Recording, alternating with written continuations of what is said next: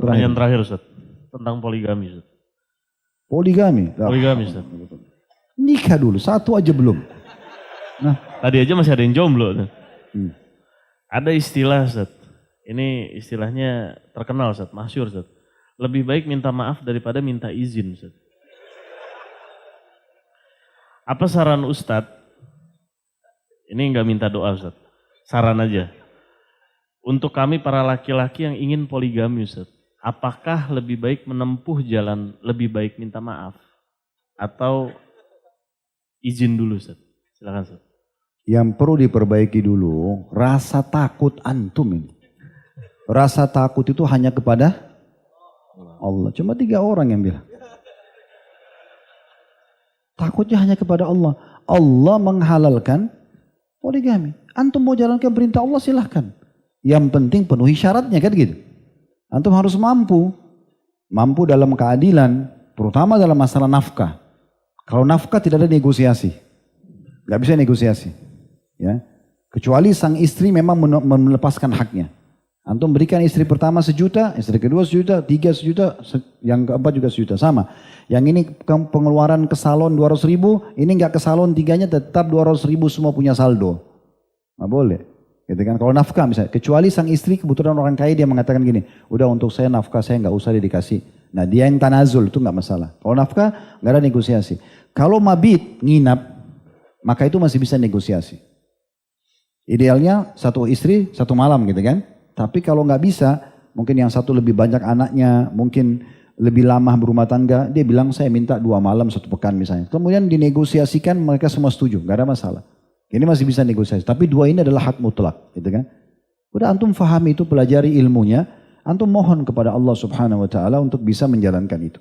Saya pribadi melihat sebenarnya poligami yang sehat itu justru bonus dari Allah Subhanahu Wa Taala. Kalau antum sudah berhasil di perusahaan yang pertama, saya bahasakan gitu, rumah tangganya kayak perusahaan ya. Antum sudah bisa memanage yang benar. Ya, dari sisi akuntansinya, pengeluaran uang, pemasukan uang ya.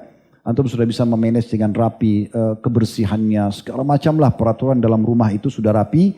Nah antum pindah, buka cabang yang lain. Nah gitu. Itu baru bisa sehat. Jadi jangan cuma andalkan sudah punya perusahaan 1, andalannya cuma dapat karangan bunga, dengan buka perusahaan kedua, habis itu pusing ya. Pernah ada orang di Timur Tengah, dia menikah, tapi setelah awalnya menikah rame, oh dia poligami, dia bangga dengan poligaminya. Setelah berjalan waktu, dia kelihatan berkerut, ya, lebih tua dari sebelumnya. Ditanya sama tetangganya, kenapa? Dia bilang saya dari neraka ke neraka. Di sini ribut, di sana ribut. Tapi kewajiban saya apa boleh buat? Nah, ini dia nggak paham. Orang membuka perusahaan baru untuk menambah income bukan? Income untuk bawa kebahagiaan bukan? Nah itu poligami. Jangan buat poligami yang mendatangkan masalah buat antum, jangan. Menambah kebahagiaan, menambah keturunan muslim, itu benar. Jadi memang tahapannya adalah berdoa dulu kepada Allah SWT agar dimudahkan itu.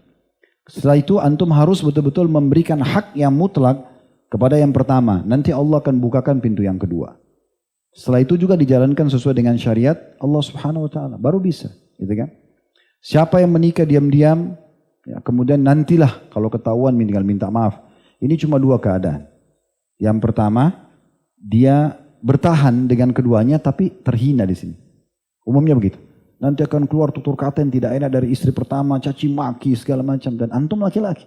Laki-laki itu punya sifat dasar, kecuali yang Allahu alam ya, setengah laki-laki mungkin. Tapi kalau laki-laki itu nggak bisa nerima. Kamu penjahat, kamu begini. Waduh, ini bisa emosi juga, kan? Malah kita bisa balas dia. Ini jadi nggak enak. Jangan lahirkan peluang itu pada istri. Karena kalau dia pecahin 1 piring, antum bisa pecahin 1 rak. Kan gitu. Dia bisa kata-katain antum 1 kata, antum bisa kata-katain dia banyak. Dia tonjok antum bisa memukul yang lebih keras daripada dia, kan gitu. Jadi keadaannya. Atau keadaan yang kedua, dia milih salah satunya. Cerai. Ceraikan istri pertama, sudah lama bersama-sama. Ceraikan istri kedua, sayang juga baru nikah. Kan gitu. Nah ini terjadi. Tapi kalau dari awal antum bangun pondasinya, berdoa sama Allah, berikan hak yang benar ya. Kemudian antum jalan dengan sehat. Tidak usah disembunyikan, bicara baik-baik. Banyak kok ikhwan datang kepada saya mengatakan itu. Akhirnya Ustaz, apa yang Ustaz sampaikan terpenuhi. Akhirnya dia melangkah menikah. Setelah dia menikah, alhamdulillah berjalan dengan baik. Karena sebenarnya istri setelah poligami pun terjadi, dia hanya mau lihat antum ini berubah atau tidak. Di saat antum tidak berubah, antum justru tambah sayang dengan istri yang pertama, antum tetap lebih perhatian, antum tetap adil dengan dia, itu akan hilang kok semua itu, rasa khawatir. Karena kekhawatiran dia ini antum buka rumah baru, menikah lalu antum berubah sama dia. Itu yang dikhawatirkan. Ya, sebagai penutup ini karena pernah ada seorang akhwat dia datang minta saran. Saya tanya, kenapa? Dia bilang suami saya mau menikah. Saya tanya, kenapa? Ibu terus ada masalah apa? Kebetulan waktu itu sama ikhwah, dia datang karena dia minta waktu. Kami rame-rame waktu itu di kantor. Dan saya biasanya memang tidak temuin sendirian. Tapi karena rame-rame dan dia minta, ibu nangis-nangis dan dia minta, dia mau poligami. Minta solusinya seperti apa. Saya tanya, kenapa ibu tidak mau tolak poligami? Oh karena saya takut suami saya tinggalin saya.